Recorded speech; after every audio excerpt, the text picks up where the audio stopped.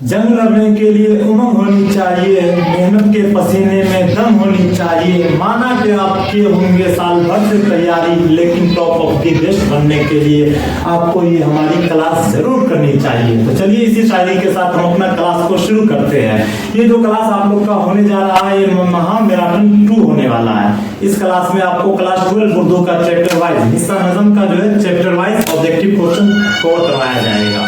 हिस्सा नज़म में टोटल आपको जो है 17 चैप्टर है। सभी चैप्टर को इस वीडियो में बेहतरीन तरीके से आपको एक्सप्लेन करके समझाया जाएगा।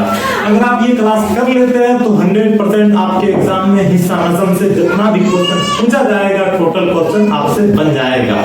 तो चलिए बिना देरी करते हुए क्लास को शुरू करते हैं। क्लास शुरू करने से पहले हम कुछ बता देना चाहते हैं। इससे पहले जो महामैराथन क्लास था मेरा, वो हिस्सा नसर का था, जिसमें आपको चैप्टर 1 से चैप्टर 15 तक का कवर करवाया गया था।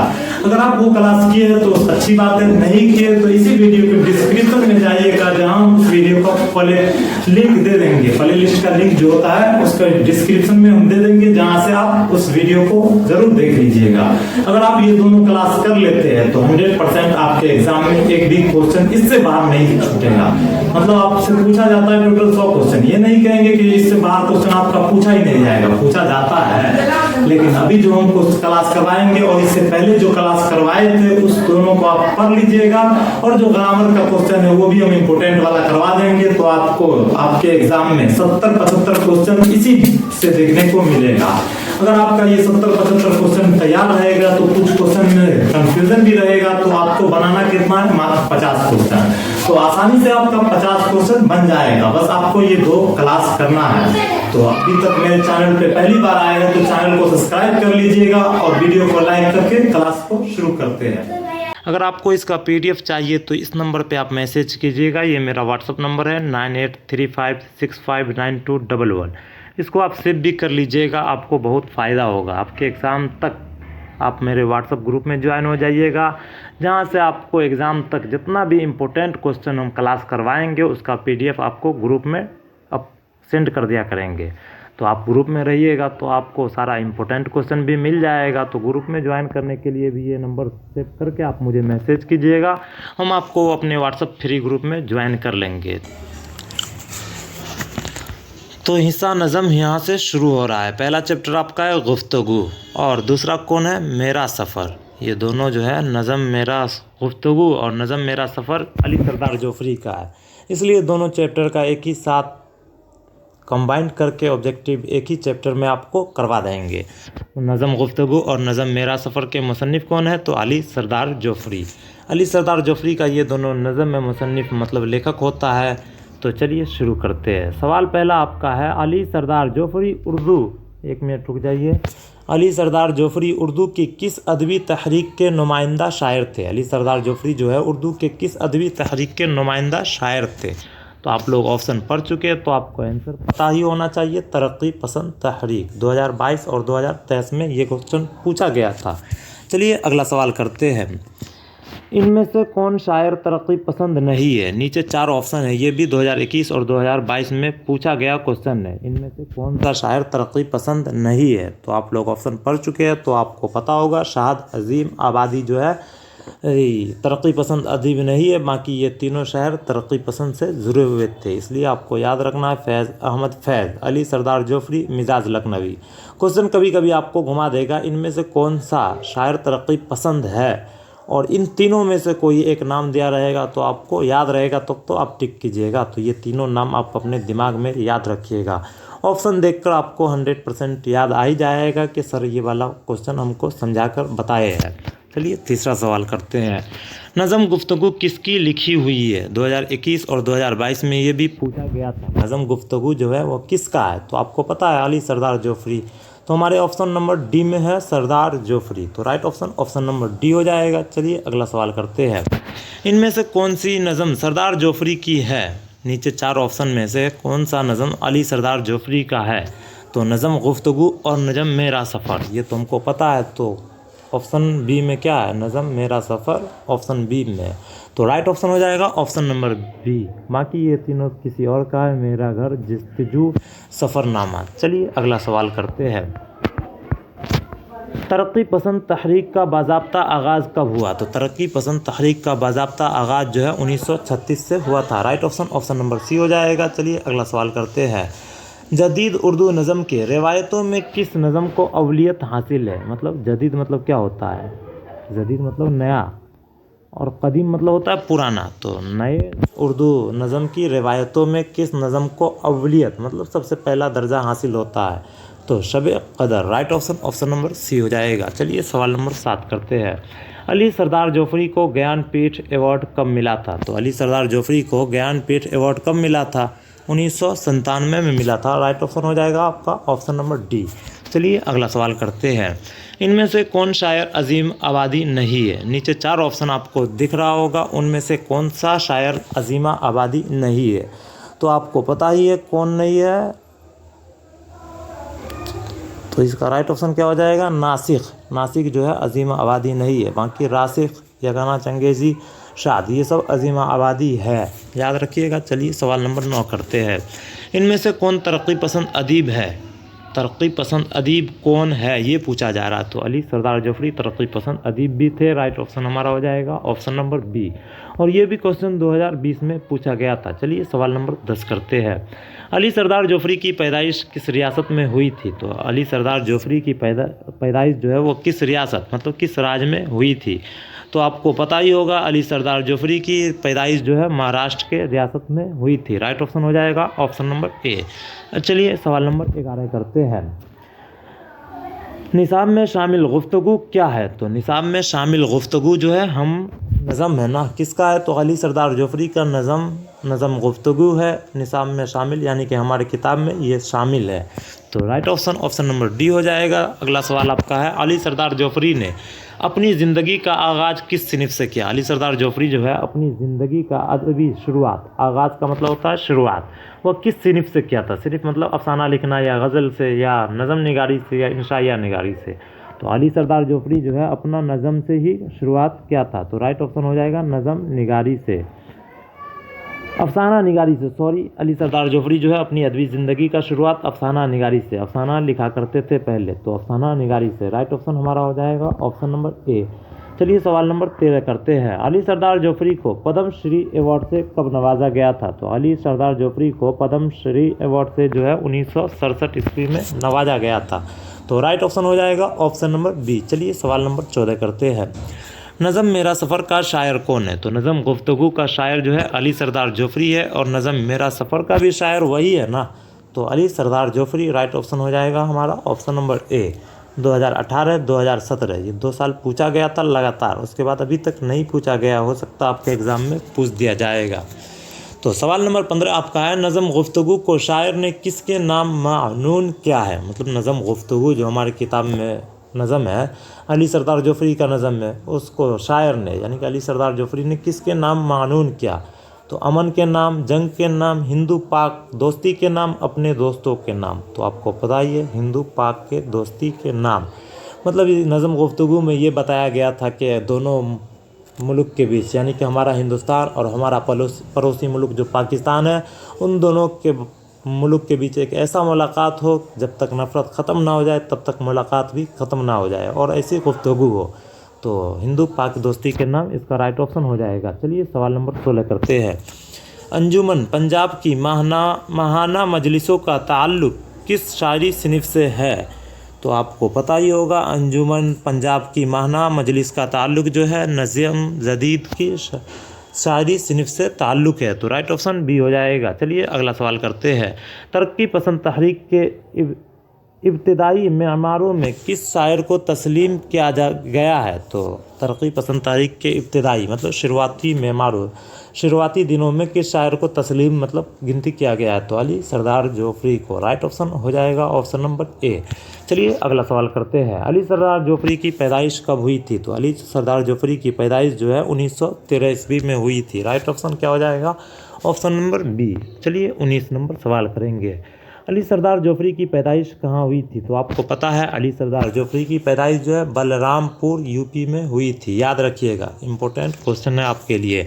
अली सरदार जोफरी की पैदाइश कहाँ हुई? तो बलरामपुर यूपी में। और कब हुई थी? तो 1913 ईस्वी में। चलिए सवाल नंबर 20 करते हैं। अली सरदार जोफरी की वफ़ात कब हुई? तो अली सरदार जोफरी की वफ़ात जो है 2000 ईस्वी में हुई थी। ये तो याद ही रहेगा, 2000 सीधा सीधी है, याद रहिए रखना चाहिए आपको। अली सरदार जोफरी की वफ़ात अगर आपसे पूछा जाएगा तो 2000 में आपको टिक करना है। चलिए सवाल चैप्टर नंबर 2 करते हैं, यानी कि आपका चैप्टर नंबर 3 हो जाएगा, लेकिन अली सरदार जोफरी का 2 नज़म था इसलिए दोनों को एक साथ कर दिया गया था। तो ये आपका चैप्टर नंबर 2 है, नज़म खेती, जिसके मुसन्निफ़ कौन है? अमीक हनफी।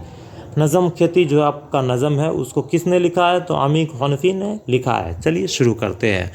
पहला सवाल आपका है, संगे पिराहन किसकी शायरी मजमुआ है? तो संगे पिराहन जो है अमीक हनफी का शायरी मजमुआ है। राइट ऑप्शन हो जाएगा ऑप्शन नंबर डी। चलिए अगला सवाल करते हैं। दर्ज झेल में कौन सी नज़म अमीक हनफी की है? तो दर्ज झेल में कौन सी है, मतलब 4 ऑप्शन, उनमें से कौन सी नज़म अमीक हनफी का है? तो हमें पता है नज़म खेती अमीक हनफी का है, तो राइट ऑप्शन सी हो जाएगा। और ये सवाल भी 2021 में पूछा गया था। चलिए सवाल नंबर 3 करते हैं। खेती किसकी नज़म है? तो खेती अमीक हनफी की नज़म है ना, बार बार घुमा घुमा कर पूछ रहा है खेती किसकी नज़म है, तो अमीक हनफी की कौन सी नज़म है? तो आपको बस याद रखना है अमीक हनफी की जो नज़म हमारे निसाब में शामिल है उसका नाम क्या है? खेती। तो खेती किसकी नज़म है? अमीक हनफी की। राइट ऑप्शन हो जाएगा ऑप्शन नंबर बी। चलिए सवाल नंबर 4 करते हैं। 4 मिसरों पर मुश्तमिल सिनिफ को क्या कहते हैं? 4 मिसरा पर जो मुश्तमिल सिनिफ रहता है उसे हम रुबाई कहते हैं। राइट ऑप्शन हो जाएगा ऑप्शन नंबर ए। चलिए सवाल नंबर 5 करते हैं। अमीक हनफी की पैदाइश कब हुई थी? तो अमीक हनफी की पैदाइश जो है कब हुई थी? 1928 ईस्वी में। राइट ऑप्शन हमारा हो जाएगा ऑप्शन नंबर बी। सवाल नंबर 6 आपका है, अमीक हनफी की पैदाइश कहाँ हुई? तो अमीक हनफी की पैदाइश जो है इंदौर में हुई थी। राइट ऑप्शन हो जाएगा ऑप्शन नंबर डी। चलिए अगला सवाल करते हैं। अमीक हनफी का आबाई ताल्लुक़ किस सूबा से है? तो अमीक हनफी का आबाई ताल्लुक़ जो है वो मध्य प्रदेश से है। राइट ऑप्शन क्या हो जाएगा? Option number B. चलिए सवाल नंबर 8 करते हैं। अमीक हनफी को किस अदबी तहरीक से वाबस्ता मोतबर शायर तस्लीम किया जाता है? मतलब अमीक हनफी जो है वो किस अदबी तहरीक से गिना चुना मोतबर मतलब होता है उसके जैसा ही शायर तस्लीम किया जाता है? तो आपको पता ही होगा क्या हो जाएगा? तरक्की पसंद तहरीक से। Right option option number B हो जाएगा। चलिए अगला सवाल करते हैं। अमीक हनफी की वफ़ात कब हुई? अमीक हनफी की वफ़ात जो है वो कब हुई थी? 1988 में। याद रखिएगा अमीक हनफी की वफ़ात 1988 ईस्वी में हो गई थी। फिर अगला सवाल देखिए, तुम बला आखिर उसके लुक में, ये किस शायर का मिसरा है? तुम बला आखिर उसके लुक में, ये जो नज़म खेती में दिया हुआ है, आप लोग अगर नज़म पढ़े होंगे तो आपको ये लाइन याद होगा, तुम बला आखिर उसके लुक में है। ये किस शायर का मिसरा है? तो अमीक हनफी का नज़म खेती है, तो अमीक हनफी का हो जाएगा। और ये किस नज़म से लिया गया ये पूछा जाएगा, तो नज़म खेती से। याद रखिएगा आपके एग्ज़ाम में पूछा जाता है। चलिए अगला सवाल करते हैं। अमीक हनफी ने किस मजमून में एमए किया? तो अमीक हनफी जो है वो समाजियात के मजमून में एमए किए थे। राइट ऑप्शन हो जाएगा ऑप्शन नंबर सी। चलिए 12 नंबर सवाल क्या है। अमीक हनफी ऑल इंडिया रेडियो में किस ओहदे से सबकदोश हुए? अमीक हनफी जो है ऑल इंडिया रेडियो में किस ओहदे से सबकदोश मतलब होता है रिटायर हुए थे, तो स्टेशन डायरेक्टर के ओहदे से। राइट ऑप्शन नंबर ए हो जाएगा। चलिए सवाल नंबर 13 करते हैं।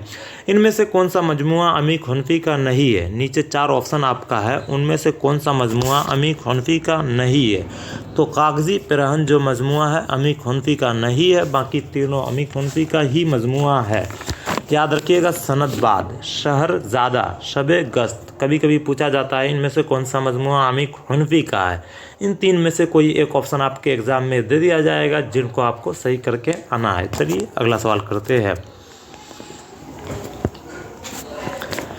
दर्ज झेल में अमीक हनफी की कौन सी नज़म, सवाल नंबर 14 है आपका। दर्ज झेल में अमीक हनफी की कौन सी तसनीफ़ तनक़ीद के मौजू पर है? तनक़ीद के मौजू पर शोले की शनाख्त। थोड़ा सा धुंधला दिख रहा है लेकिन हम आपको पढ़कर बता दे रहे हैं। अगर आपके एग्ज़ाम में इस तरह का क्वेश्चन पूछा जाएगा तो आप बिल्कुल भी गलत नहीं कीजिएगा। दर्ज झेल में अमीक हनफी की जो तसनीफ़ तनक़ीद के मौजू पर है वो शोले की शनाख्त है। राइट ऑप्शन हो जाएगा ऑप्शन नंबर बी। चलिए सवाल नंबर 15 करते हैं।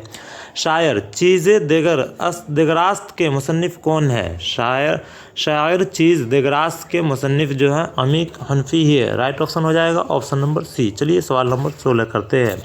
मौसीकी की किस शख्सियत पर अमीर हनफी ने मबसूत किताब लिखी है? मौसीकी की किस शख्सियत पर अमीर हनफी जो है मबसूत मतलब मुकम्मल किताब लिखी है? तो उस्ताद रज्जब अली ख़ान के नाम पर यह किताब लिखा गया था। राइट ऑप्शन नंबर बी हो जाएगा। अगला सवाल आपका है नज़म खेती में कितने मिसरा है? तो नज़म खेती में टोटल कितना मिसरा है? तो आपको पता है 11 मिसरा पर नज़म खेती है।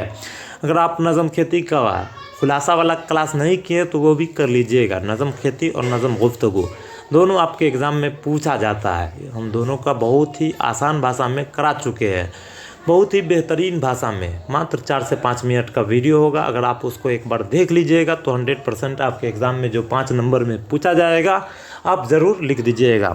तो चलिए अगला सवाल करते हैं। खेती कैसी नज़म है? तो खेती जो है वो कैसी नज़म है? आज़ाद नज़म है। राइट ऑप्शन नंबर ए हो जाएगा।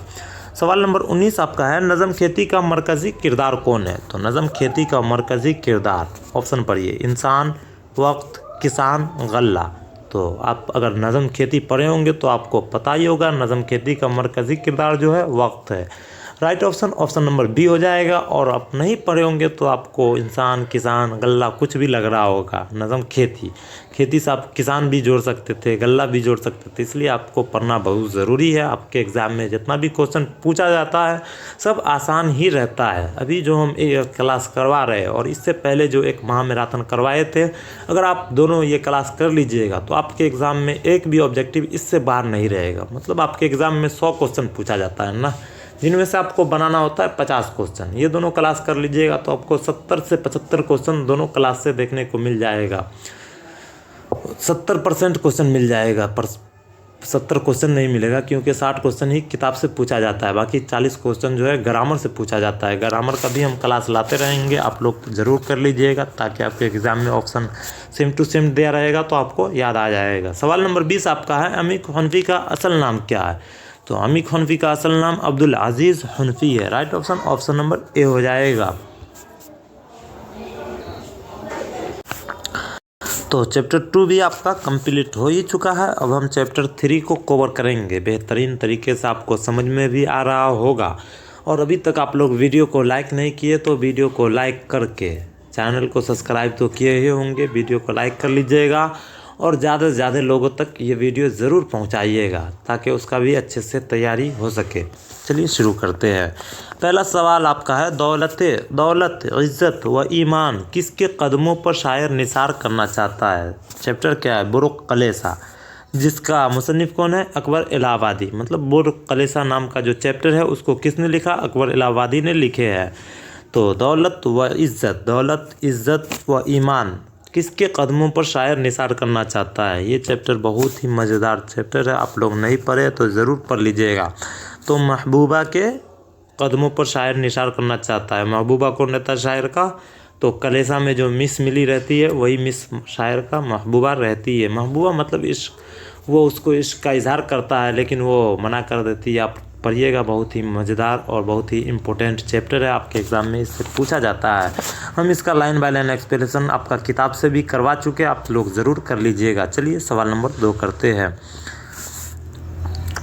इनमें से नज़म निगारी की हैसियत से किस शायर को तस्लीम किया जाता है? मतलब नीचे 4 ऑप्शन है, उनमें से कौन सा शायर को नज़म निगारी की हैसियत से तस्लीम मतलब गिनती किया जाता है? तो नज़ीर अकबर इलाहाबादी को शायर की हैसियत से ही गिनती किया जाता है। बाकी आपको नहीं समझ में आ रहा होगा। शाद अजीम आबादी है, मीर अनीस है, फ़ायज़ दहलवी है। तो फ़ायज़ दहलवी ये सब आपका शायर नहीं है, तो आप समझ गए होंगे। इनमें से नज़म निगारी की हैसियत से मतलब नज़म कौन लिखा करते थे? तो नज़ीर अकबर इलाहाबादी आपका राइट ऑप्शन सी हो जाएगा। चलिए अगला सवाल करते हैं। अकबर इलाहाबादी किस तरह के शायर है? तो अकबर इलाहाबादी जो है वो किस तरह के शायर? ज़रीफ़ शायर है। राइट ऑप्शन हमारा हो जाएगा ऑप्शन नंबर बी। ज़रीफ़ मतलब होता है बुरा शायर। अकबर इलाहाबादी किस तरह के शायर है? तो एक बुरे शायर है। चलिए सवाल नंबर 4 करते हैं। दर्द दिल में से कौन सी नज़म अकबर इलाहाबादी की है? मतलब नीचे 4 ऑप्शन देखना है, उनमें से बताना है अकबर इलाहाबादी का नज़म कौन है। तो नज़म मेरा सफ़र, नज़म गुफ्तगू, दोनों के शायर कौन है? अली सरदार जोफरी। और नज़म बुरुक कलेसा जो है उसके मुसन्निफ़ है अकबर इलाहाबादी। तो राइट ऑप्शन हो जाएगा ऑप्शन नंबर सी। चलिए सवाल नंबर 5 करते हैं। अकबर इलाहाबादी किस पर्चे के नवरत्नों में शामिल होते हैं? अकबर इलाहाबादी जो है किस पर्चे के नवरत्नों में शामिल होते हैं? 2018 और 2021 में ये पूछा गया था। तो इसका राइट ऑप्शन हो जाएगा अवध पंच में। अवध पंच के नवरत्नों में शामिल हुआ करते थे। 1 मिनट इसका आंसर हम देख लेते हैं। हाँ, अवध पंच ही है। सवाल नंबर 6 आपका है, शायर को मिस कहाँ मिली? तो शायर यानी कि अकबर इलाहाबादी को मिस जो है कहाँ मिलता है? कलेसा में। चैप्टर ही है बुरुक कलेसा ना, तो कलेसा में एक मिस मिलती है अकबर इलाहाबादी को। वो अपने मोहब्बत का इजहार करते हैं, तो वही पूछा जा रहा है शायर को जो है मिस वो कहाँ मिलती है? कलेसा में। चलिए सवाल नंबर 7 करते हैं। अकबर का एक बेटा जो 13 साल की उम्र में इंतकाल कर गया, उसका नाम क्या था? अकबर इलाहाबादी का एक बेटा था जो मात्र 13 साल के ही उम्र में इंतकाल कर गया था, उसका नाम क्या था? तो हाशिम था, याद रखिएगा। और ये भी पूछा जाता है कि हाशिम जो उनका बेटा है जिसका 13 साल की उम्र में इंतकाल हुआ है, वो उसका इंतकाल किस साल हुआ था? देखिए अकबर के बेटा हाशिम, सवाल वही है ना आपका। अकबर के बेटा हाशिम जो है उसकी वफ़ात कब हुई? तो 1913। ये तो याद रखना आपके लिए बहुत ही आसान है। हाशिम जो है कितने साल के उम्र में वफ़ात पाते हैं? तो मात्र 13 साल के उम्र में। और इनकी वफ़ात जो है वो कब होती है? तो ये भी 1913 ईस्वी में। तो 13 साल से 1913 दोनों याद रहेगा। सवाल नंबर 9 आपका है, बुरुक कलेसा क्या है? तो आपको पता है बुरुक कलेसा जो है ज़रीफ़ाना नज़म में किसका है? अकबर इलाहाबादी का नज़म में। Right option option number B हो जाएगा। तो अगला सवाल आपका है, अकबर इलाहाबादी की पैदाइश कब हुई? तो अकबर इलाहाबादी की पैदाइश जो है वो कब हुई थी? 1845 ईस्वी। 1913 नहीं होगा। अकबर इलाहाबादी की पैदाइश जो है 1845 ईस्वी में हुई थी। अजान हो रहा है, वीडियो को थोड़ा देर के लिए रोक देते हैं, फिर से हम आप लोग को लिए कंटिन्यू क्लास करेंगे। तो अजान ख़त्म हो गया, चलिए क्लास को कंटिन्यू शुरू करते हैं। सवाल नंबर 11 आपका है, बरक़ कलेसा कैसी नज़म है? तो बरक़ कलेसा जो है ज़रीफ़ाना नज़म है। Right option option number A हो जाएगा। चलिए अगला सवाल करते हैं। अब हम थोड़ा सा स्पीड करते हैं क्लास को, क्योंकि पूरा 17 चैप्टर कवर करना है। सवाल 12 आपका है, नज़म बरक़ कलेसा में शायर ने गुलशन फितरत की बहार किसको कहा है? तो नज़म बरक़ कलेसा में शायर ने गुलशन फितरत की बहार जो है मिस को कहा है। राइट ऑप्शन हमारा हो जाएगा ऑप्शन नंबर ए। अगला सवाल आपका है, अकबर इलाहाबादी का असल नाम क्या है? तो अकबर इलाहाबादी का असल नाम जो है अकबर हुसैन है। Right option option number A हो जाएगा, अकबर हुसैन। चलिए सवाल नंबर 14 करते हैं। अकबर इलाहाबादी के वालिद का नाम क्या है? तो अकबर इलाहाबादी के वालिद का नाम जो है तफज़्ज़ुल हुसैन है। Right option option number B हो जाएगा, तफज़्ज़ुल हुसैन। चलिए अगला सवाल करते हैं। अकबर इलाहाबादी को खान बहादुर के ख़िताब से कब नवाजा गया था? तो अकबर इलाहाबादी को खान बहादुर के अवार्ड से जो है 1898 ईस्वी में नवाजा गया था। कब? 1898 ईस्वी में। कौन सा अवार्ड? खान बहादुर के ख़िताब से। याद रखिएगा, खान बहादुर का खिताब अकबर इलाहाबादी को कब मिला था? 1898 ईस्वी में। चलिए सवाल नंबर 16 करते हैं। अकबर इलाहाबादी की कौन सी नज़म आपके निसाबी किताब में शामिल है? तो अकबर इलाहाबादी की जो नज़म हमारे किताब में शामिल है उसका नाम है बुरुक कलेसा। चलिए सवाल नंबर 17 करते हैं। अकबर इलाहाबादी की वफ़ात कब हुई? तो अकबर इलाहाबादी की वफ़ात जो है 1921 ईस्वी में हुई थी। राइट ऑप्शन बी हो जाएगा। चलिए सवाल नंबर 18 करते हैं। अकबर इलाहाबादी की पैदाइश कहाँ हुई? तो अकबर इलाहाबादी की पैदाइश जो है 12 ज़िला इलाहाबाद में। अकबर इलाहाबादी से इलाहाबाद, और याद रखिएगा 12 ज़िला। चलिए सवाल नंबर 19 करते हैं।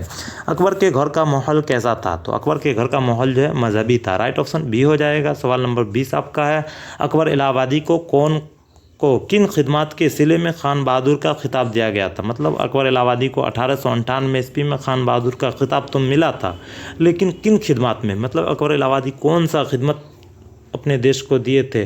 तो अदालती खिदमत मतलब होता है वकील थे। अकबर इलाहाबादी जो है वकील थे, अदालत काम दिए थे कोर्ट में, तो उसको खान बहादुर का खिताब से नवाजा गया था। तो चैप्टर 3 भी आपका कंप्लीट हो ही चुका है। अब आपका शुरू होगा चैप्टर 4। चैप्टर 4 का नाम क्या है? मुतशार। मुतशार का मतलब होता है बनावटी शायर। याद रखिएगा, मुतशार का माने बनावटी शायर। तो मुतशार नज़म जो है उसके मुसन्निफ़ कौन है? ज़फ़र कमाली। इस चैप्टर में ज़फ़र कमाली बनावटी शायर के बारे में बहुत अच्छे तरीके से बताया है कि बनावटी शायर वो किस तरह से अपना नाम कमाता है और कितना पैसा कमाता है। मतलब दूसरे का शायर पढ़कर बहुत अच्छे तरीके से बेइज्जती की है। अगर आप चैप्टर नहीं पढ़े तो ज़रूर पढ़ लीजिएगा। चलिए शुरू करते हैं। पहला सवाल आपका है, ज़फ़र कमाली की कौन सी नज़म आपके निसाबी किताब में शामिल है? तो ज़फ़र कमाली की जो नज़म हमारे किताब में शामिल है उसका नाम है मुतशार। राइट ऑप्शन ए हो जाएगा। अगला सवाल है, ज़किया आफाक इस्लामिया कॉलेज में ज़फ़र कमाली किस शोबे में लेक्चर थे? तो ज़किया आफाक इस्लामिया कॉलेज में जो है ज़फ़र कमाली फ़ारसी के लेक्चर के फ़ारसी पढ़ाया करते थे। सवाल नंबर 3 आपका है, मुतशार की नज़र में गम ख्वार कौन है? नज़म नहीं, नज़र में गम ख्वार कौन है? तो परवेरी निगार जो है मुतशार की नज़र में गम ख्वार है। याद रखिएगा, 2023 में पूछा गया था। अगला सवाल आपका है, मुतशार किस काम से नहीं थकता? मतलब बनावटी शायर जो है वो किस काम से नहीं थकता है? तो जी हुजूरी करता रहता है और जी हुजूरी से कभी नहीं थकता। ये लाइन आपके किताब में दिया हुआ है, अगर आप नज़म पढ़े होंगे तो आपको पता होगा। चलिए 5वां सवाल करते हैं। ज़फ़र कमाली की पैदाइश किस गांव में हुई? तो ज़फ़र कमाली की पैदाइश जो है रानीपुर में हुई थी। राइट ऑप्शन ए हो जाएगा। सवाल नंबर 6 आपका है, ज़फ़र कमाली के बच्चों से मुताल्लिक़ शायरी का मजमूआ इनमें कौन है? ज़फ़र कमाली के बच्चों से मुताल्लिक़ शायरी का जो मजमूआ है इनमें से कौन है? तो बच्चों का बाग, बच्चों से बच्चों का बाग। याद रखिएगा, बहुत आसानी से आपको सही हो जाएगा। अगला सवाल आपका है, मुतशार किस हैयत में लिखी गई है? मुतशार नज़म जो है वो किस हैयत में लिखी गई है, ये पूछा जा रहा है ना। तो किस हैयत में लिखी गई बताइए आप लोग। मसस 10 राइट ऑप्शन हो जाएगा, ऑप्शन नंबर बी। चलिए सवाल नंबर 8 करते हैं। मुतशार किस तरह की नज़म है? तो मुतशार जो है ज़रीफ़ाना नज़म में। कितना बार क्वेश्चन रिपीट हो रहा है। चलिए सवाल नंबर 9 करते हैं। मुतशार किस चीज़ में निराला असर है? मुतशार की किस चीज़ में निराला असर है? तो मुतशार का जो बटर में है बहुत ही निराला असर है। चैप्टर में दिया हुआ है, आप लोग पढ़े होंगे तो आपको पता ही होगा, नहीं पढ़े हैं तो पढ़ लीजिएगा। नहीं पढ़ना है तो कोई दिक्कत नहीं, आप ऑब्जेक्टिव वाला क्लास दोनों कर लीजिएगा तो आपको ऑब्जेक्टिव का टेंशन यहाँ से ख़त्म हो जाएगा। और सब्जेक्टिव के लिए आपको 5 नंबर वाला जो इम्पोर्टेंट क्लास होता है इम्पोर्टेंट क्वेश्चन का, उसको हम करवाते रहते हैं, आप ज़रूर कीजिएगा। और जो क्वेश्चन आपको नहीं बन रहा, आप मुझसे बात कीजिएगा कि सर इस क्वेश्चन को हम कैसे बनाएं, तो हम आपको उसके लिए एक स्पेशल वीडियो लाएंगे यूट्यूब पर, जिससे आपको भी पता हो जाएगा और आपके साथ जितने भी लोग क्लास 12 उर्दू का तैयारी कर रहा है सभी का तैयारी हो जाएगा। चलिए सवाल नंबर 11 करते हैं। ज़फ़र कमाली के ज़रीफ़ाना शायरी का मजमूआ का उन्वान क्या है? मतलब ज़फ़र कमाली का जो ज़रीफ़ाना शायरी का मजमूआ है उसका टाइटल क्या है? तो उसका टाइटल जो है Zarafat Nama. Right option, option number B हो जाएगा। सवाल नंबर 12 आपका है, ज़फ़र कमाली किस कॉलेज में उस्ताद है? तो ज़फ़र कमाली जो है ज़किया आफाक इस्लामिया कॉलेज जो कहाँ है? तो सीवान में है। तो ज़किया आफाक इस्लामिया कॉलेज में ज़फ़र कमाली उस्ताद भी थे। चलिए सवाल नंबर 13 करते हैं। ज़किया आफाक इस्लामिया कॉलेज कहाँ है? तो अभी हम आपको बताएं ज़किया आफाक इस्लामिया कॉलेज कहाँ है? सीवान में। Right option, option number D हो जाएगा। सवाल नंबर 14 आपका है, नज़म मुतशार किसकी तख्लीक है? तो नज़म मुतशार जो है किसका है? तो ज़फ़र कमाली का है। राइट ऑप्शन ए हो जाएगा। चलिए 15 नंबर सवाल करते हैं। जो पैरवेडिया लिख दे वो शायर का कौन है? तो जो पैरवेडिया लिख दे वो शायर का गम ख्वार है। राइट ऑप्शन ए हो जाएगा। अगला सवाल है, मुतशार किसको अपना सरदार मानता है? तो जो दीवान दे दे, जो दीवान लिख कर दे दे मुतशार उसको अपना सरदार मानता है। मतलब वो तो एक खुद बनावटी शायर होता है ना, उसको जो दीवान लिख कर देते और वो उसको जाकर बड़े बड़े जलसा में बड़े बड़े मजलिस में पढ़ देगा तो उसे ही अपना सरदार मानता है। बात आपको समझ में आ रहा होगा। चलिए सवाल नंबर 17 करते हैं। मुतशार अफसर से किस कदर ज़्यादा कमाता है? मतलब मुतशार यानी कि बनावटी शायर जो है अफसर जो होते हैं उनसे किस कदर ज़्यादा कमाता है? तो आपको पता ही है 2 गुना ज़्यादा। राइट ऑप्शन ए हो जाएगा। चलिए अगला सवाल करते हैं। जो बनावटी शायर हो उसे क्या कहते हैं? आ ही गया ना सवाल। जो बनावटी शायर हो उसे ही मुतशार कहा जाता है। तो right option, option number A हो जाएगा। अब आपका होगा चैप्टर नंबर 5। चैप्टर 4 भी कंप्लीट हो चुका है, चैप्टर 5 को भी कवर करेंगे। चैप्टर 5 आपका है हम नहीं जानते। मतलब हम नहीं जानते क्या है? आपका चैप्टर है जिसके मुसन्निफ़ कौन है, यानी कि इस चैप्टर को लिखे कौन है? तो योजना मुंताले जो है हम नहीं जानते के मुसन्निफ़ है। याद रखिएगा। चलिए शुरू करते हैं। निसाब में शामिल नज़म हम नहीं जानते का तर्जुमा किस ज़बान से किया गया है? तो आपका सवाल क्या है? निसाब में शामिल हम नहीं जानते जो नज़म है उसका तर्जुमा किस में किया गया है? तो इतालवी से। राइट ऑप्शन हो जाएगा, ऑप्शन नंबर सी इतालवी। चलिए सवाल नंबर 2 करते हैं। योजना मुंताले, 1 मिनट रुक जाइए। योजना मुंताले को डीलेट की एजाज़ी डिग्री से कब नवाजा गया था? तो 1967 ईस्वी में योजना मुंताले को डीलेट की एजाज़ी डिग्री से नवाजा गया था। राइट ऑप्शन नंबर सी हो जाएगा। सवाल नंबर 3 आपका है, जाहिदा जैदी किस यूनिवर्सिटी में प्रोफेसर थी? जाहिदा जैदी जो है अलीगढ़ मुस्लिम यूनिवर्सिटी में प्रोफेसर थी। और जाहिदा जैदी ही हम नहीं जानते का तर्जमा उर्दू में क्या था? याद रखिएगा, ये भी पूछा जाएगा। चलिए अगला सवाल करते हैं, जाहिदा जैदी किस मजमून के प्रोफेसर थे? तो जाहिदा जैदी जो है वो किस मजमून के प्रोफेसर थे? तो अंग्रेज़ी के मजमून के प्रोफेसर थे। राइट ऑप्शन नंबर सी हो जाएगा। चलिए अगला सवाल करते हैं, योजना मुंताले किस सदी का अजीम शायर है? योजना मुंताले जो है वो किस सदी का अजीम शायर है, मतलब फेमस शायर है? तो आपको पता है 20वीं सदी का। राइट ऑप्शन नंबर बी हो जाएगा। चलिए सवाल नंबर 6 करते हैं, हम नहीं जानते किसकी नज़म है? तो हम नहीं जानते वो जो नज़म है योजना मुंताले की नज़म है। तो राइट ऑप्शन ए हो जाएगा। अगला सवाल आपका है, योजना मुंताले की पैदाइश कहाँ हुई? तो योजना मुंताले की पैदाइश जेनेवा में हुई थी। जेनेवा में, याद रखिएगा, कहाँ? जेनेवा में। चलिए सवाल नंबर 8 करते हैं, योजना मुंताले की शायरी का पहला मजमुआ कब शाये हुआ? योजना मुंताले का शायरी का जो पहला मजमुआ है वो कब शाये हुआ था? 1915 में, जब राजेंद्र सिंह बेदी की पैदाइश हुई थी। राजेंद्र सिंह बेदी की पैदाइश कब हुई थी? 1915 ईस्वी में, और वफ़ात जो है 1984 ईस्वी में हुई थी, याद रखिएगा। चलिए सवाल नंबर 9 करते हैं, योजना मुंताले को डीलेट की एजाज़ी डिग्री से किस यूनिवर्सिटी ने नवाजा है? योजना मुंताले जो है उसको डीलेट की डिग्री से किस एजाज़ी डिग्री से, मतलब किस यूनिवर्सिटी से डीलेट की डिग्री मिला था? तो आपको पता ही होगा, option number B, Cambridge University. Cambridge University. चलिए सवाल नंबर 10 करते हैं, योजना मुंताले को नोबल इनाम से कब नवाजा गया था? तो योजना मुंताले को नोबल इनाम से जो है 1975 में नवाजा गया था। राइट ऑप्शन बी हो जाएगा। चलिए अगला सवाल करते हैं, योजना मुंताले के लिए की पैदाइश कब हुई? तो योजना मुंताले की पैदाइश जो है वो कब हुई थी? 1896 ईस्वी में योजना मुंताले की पैदाइश होती है। राइट ऑप्शन नंबर बी हो जाएगा। 12 नंबर में आपका सवाल है, योजना मुंताले की कौन सी नज़म आपके निसाब में शामिल है? तो योजना मुंताले की जो नज़म हमारी किताब में शामिल है उसका नाम क्या है? हम नहीं जानते। याद रखिएगा, ये क्वेश्चन भी पूछा जा सकता है। अगला सवाल आपका है, नज़म हम नहीं जानते का उर्दू तर्जमा किसने किया? हम आपको बताया था ना, नज़म हम नहीं जानते है उसका उर्दू तर्जमा जो है किसने किया था? तो जाहिदा जैदी ने किया था। राइट ऑप्शन नंबर ए हो जाएगा। तो चैप्टर 5 भी आपका कंप्लीट हो चुका है। अब आपका आएगा चैप्टर नंबर 6, जो जिसके मुसन्निफ़ कौन है? गालिब, मतलब गज़ल है, गज़ल के मुसन्निफ़ गालिब है। तो चलिए शुरू करते हैं। बहुत ही आसान क्वेश्चन होगा क्योंकि आप क्लास 10th में भी पढ़े होंगे तो आपको याद होगा। चलिए शुरू करते हैं। चैप्टर का नाम है, दायम पड़ा हुआ तेरे दर पर नहीं हूँ मैं। दायम पड़ा हुआ तेरे दर पर नहीं हूँ मैं, ये इस गज़ल का टाइटल है, यानी कि उन्वान है।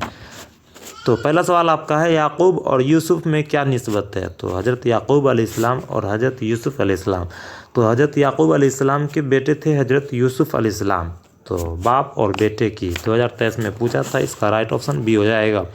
चलिए सवाल नंबर 2 करते हैं, गालिब की वफ़ात कब हुई? 2021 2022 दोनों में पूछा गया था। गालिब की वफ़ात जो है 1869 ईस्वी में हो गई थी, जब महात्मा गांधी की पैदाइश हुई थी। याद रखिएगा, महात्मा गांधी की पैदाइश कब हुई थी? 1869 में, और गालिब का वफ़ात उसी साल होता है। चलिए सवाल नंबर 3 करते हैं, वह कौन शायर है जिन्हें मुश्किल पसंद कहा गया है? वो कौन शायर है जिन्हें मुश्किल पसंद कहा गया है? तो गालिब को। राइट ऑप्शन हमारा हो जाएगा ऑप्शन नंबर सी। चलिए अगला सवाल करते हैं, गज़ल का पहला शायर जिसके दोनों मिसरों में काफिया रदीफ होते हैं क्या कहलाता है? मतलब गज़ल का पहला शायर और उसके दोनों मिसरा, मतलब पहला और दूसरा दोनों मिसरा में काफिया और रदीफ होते हैं। काफिया और रदीफ क्या होता है वो बात आपको नहीं पता है तो किसी और दिन हम आपको बता देंगे। तो काफिया और रदीफ होते हैं, उसे हम कहते हैं मतला। राइट ऑप्शन हमारा हो जाएगा ऑप्शन नंबर बी, मतला। और लास्ट वाला जो होता है मक्ता। चलिए अगला सवाल करते हैं, गज़ल के आखिरी शायर, देखिए आ गया ना, गज़ल के आखिरी शायर को क्या कहते हैं? तो गज़ल के आखिरी शायर को, जिसमें शायर अपना तखल्लुस इस्तेमाल करता है, उसे हम मक्ता कहते हैं। और पहला शायर जो होता है उसे क्या कहा जाता है? मतला। चलिए अगला सवाल करते हैं, मैं चमन में क्या गया वो याद वबस्तान खुल गया, ये मिसरा किसका है? मैं चमन में क्या गया गो याद व बस्तान खुल गया, ये मिसरा जो है गालिब का है। राइट ऑप्शन नंबर सी हो जाएगा। चलिए सवाल नंबर 7 करते हैं। जब किसी गज़ल में एक से ज़्यादा मतला हो तो उसे क्या कहते हैं? जब किसी गज़ल में एक से ज़्यादा मतला हो तो उसे क्या कहा जाता है? तो उसे हुस्न मतला कहा जाता है। राइट ऑप्शन नंबर ए हो जाएगा। चलिए 8 नंबर सवाल करते हैं। खाक ऐसी ज़िंदगी पे के खाक डॉट डॉट नहीं हूँ मैं, डॉट डॉट के जगह पे क्या होगा? सागर। खाक ऐसी ज़िंदगी के सागर नहीं हूँ मैं, तो राइट ऑप्शन हमारा हो जाएगा ऑप्शन नंबर बी। चलिए सवाल नंबर 9 करते हैं। मिर्ज़ा असदुल्ला खान गालिब में गालिब क्या है? 2021 में इस टाइप का भी सवाल पूछा गया था। मिर्ज़ा असदुल्ला खान गालिब में गालिब जो है तखल्लुस। राइट ऑप्शन नंबर सी हो जाएगा। चलिए अगला सवाल करते हैं। मिर्ज़ा नौशा किसे कहा जाता है? तो मिर्ज़ा नौशा भी गालिब को ही कहा जाता है। राइट ऑप्शन नंबर डी हो जाएगा। चलिए सवाल नंबर 11 करते हैं। मिर्ज़ा गालिब की पैदाइश किस साल हुई? तो मिर्ज़ा गालिब की पैदाइश जो है 1797 ईस्वी में हुई थी। और कहाँ हुई थी? आगरा में, याद रखिएगा। चलिए सवाल नंबर 12 करते हैं। गालिब को उर्दू के अलावे किस ज़बान में शायरी करते थे? गालिब जो है उर्दू के अलावे और किस ज़बान में शायरी करते थे? तो आपको पता है फ़ारसी ज़बान में। राइट ऑप्शन नंबर ए हो जाएगा। चलिए सवाल नंबर 13 करते हैं। रंज का खोगर हुआ इंसान तो मिट जाता है रंज, ये मिसरा किसका है? रंज का खोगर हुआ इंसान तो मिट जाता है रंज, ये मिसरा जो है गालिब का है। राइट ऑप्शन नंबर बी हो जाएगा। 2021 और 2020 में पूछा गया था।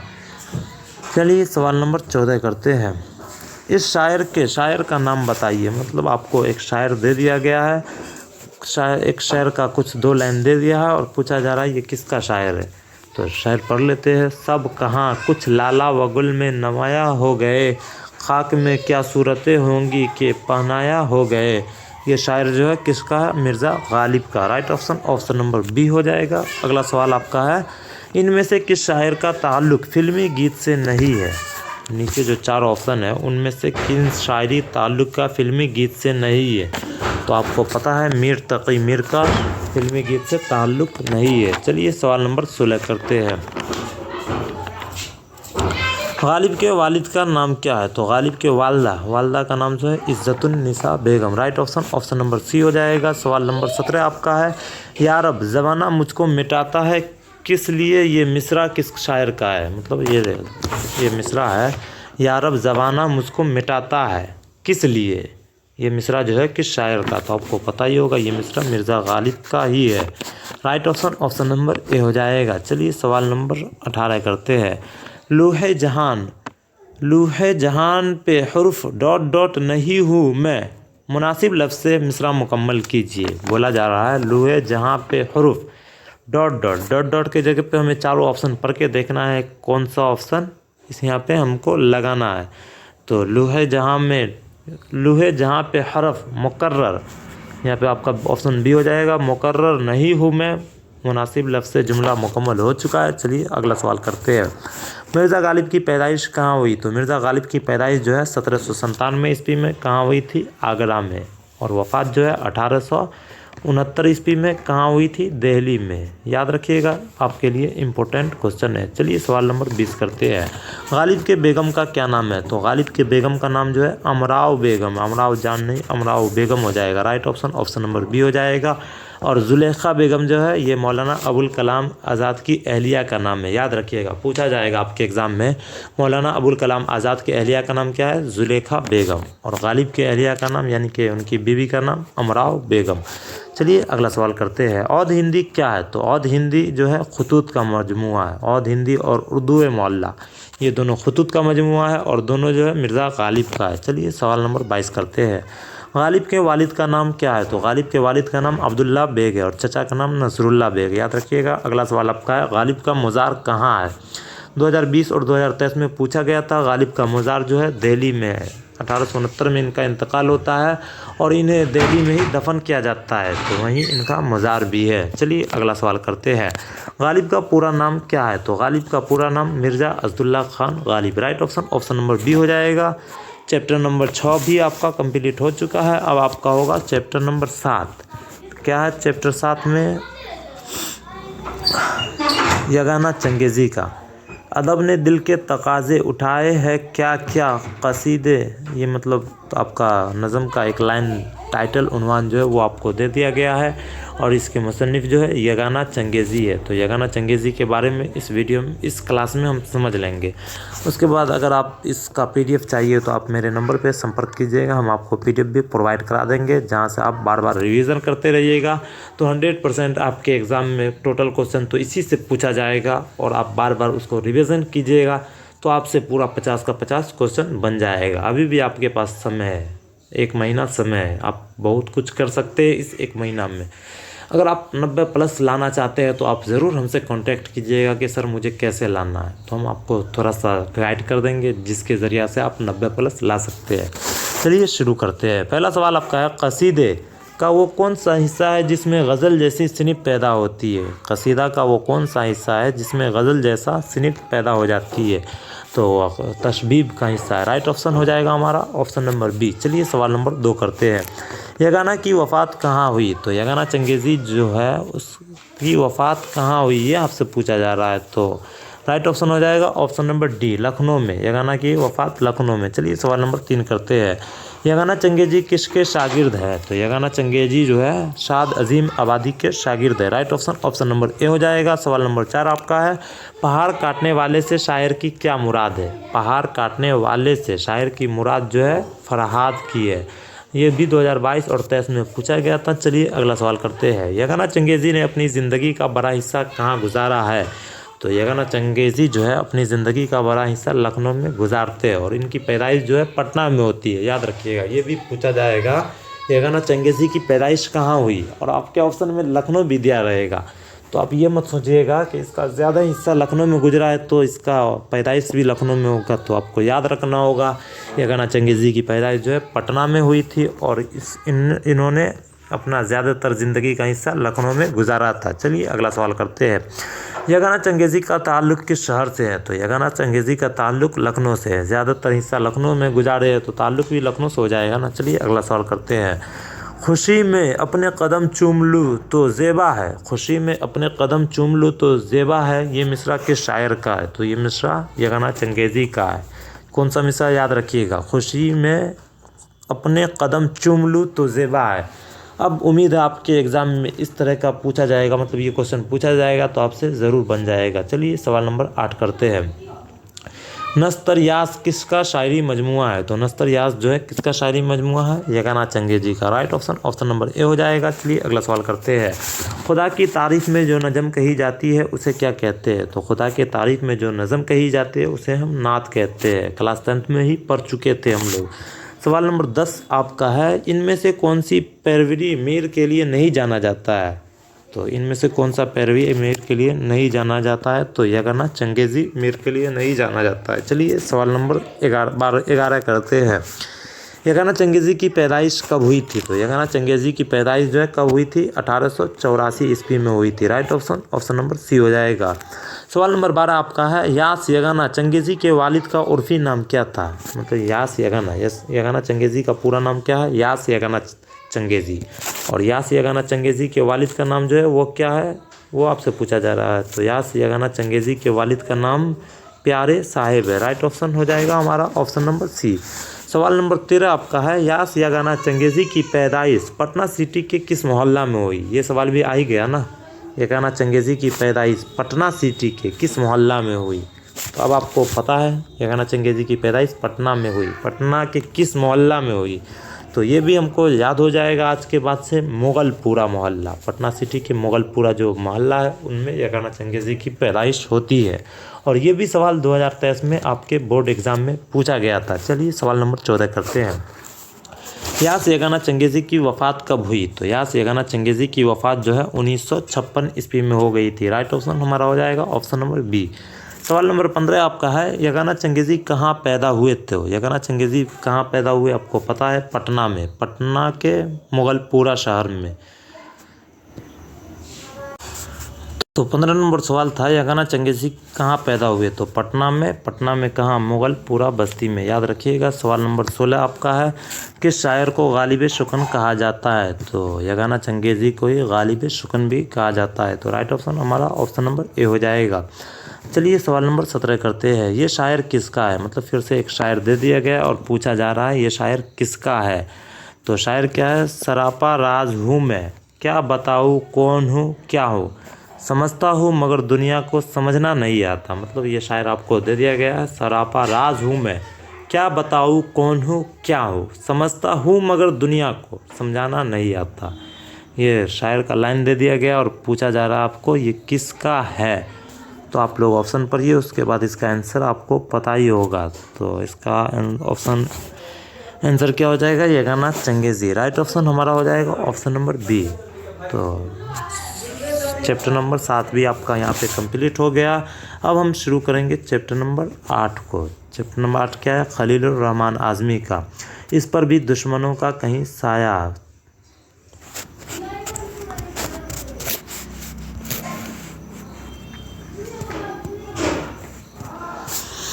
क्या है, इस पर भी दुश्मनों का कहीं साया पड़ गया। ये खलीलुर रहमान आज़मी का गज़ल है, नज़म है। चलिए शुरू करते हैं।